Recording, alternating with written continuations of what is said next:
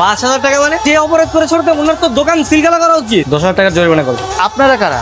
তো অধিদপ্তরের লোক। আমি হচ্ছে সিনিয়র, তাতে টাকা দেন। আরে আমার কাছে তোকে না বলছি যে সিনিয়র ছাড়া তুমি কোনো অভিযানে যাবা না। আসো তোমার সাথে কথা আছে।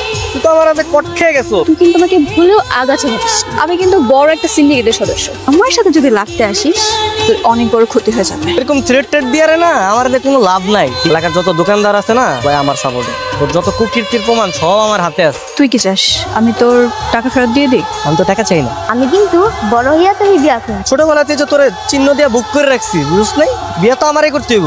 যদি নাই করস তাহলে সমস্যা নাই, আমার কাছে অপশন আছে তো। শান্তিপূর্ণ এলে কল। কি করছিস তুই? তাহলে আমার আজকে বিয়ে করতে হইব। ঠিক আছে দেখি, আজকেই জানাইতে হইব। আমার বাসায় বিয়ের প্রস্তাব নিয়ে যাস। মাইয়া যখন রাজি হয়েছে রাজ করে তো মন না বিয়েটা হয়ে যায়। তুমি কথা কইতেছো নাকি? কি হইছে তোমার? মামা আমি তো অনেক বড় সমস্যার মধ্যে পড়ে গেছি মামা। হয়তো গতকালকে থেকে একটা শব্দ মুখ হইতে বাইর করতেছ, কোনো কথাই কয় না। ওনাকে 20,000 টাকা জরিমানা দিতে। মা আমি যা দেখতেছি তুমি কি তাই দেখতেছো? হ্যাঁ তুমি এই জায়গায় তাহলে এটা কি? এত অবাক হওয়ার কি আছে? এটা তো আমার জমজ বোন।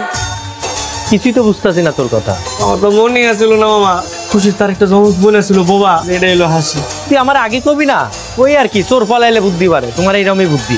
আপনি আমার আগে কিনলে কইলেন না এটা আপনার মায়া খুশি না, এটা আপনার বোবা মায়া হাসি। তুমি কি একবার আমার মাইয়ার নাম জানতে চাইছো? তুমি কি আমারে বলছো যে আমার এই মাইয়ারই তোমার পছন্দ? আমি কি তোমার এটাই কেনা কইছি যে আমার এই বোবা মাইয়াটাকে তুমি বিয়া করো? একদম উল্টাপাল্টা কথা কইবা। আমি এই বিয়া মানি না, আমি খুশিরে ভালোবাসি, আপনি খুশিরে বদলাই দেন। এটা তো আমার পক্ষে সম্ভব না। ওরা তুমি ত্যায্য করছো অনেক আগে। আপনি ওরা তেজ করছেন কেন? তুমি একবার চিন্তা করে দেখছো এই মেয়ের পেশা কি?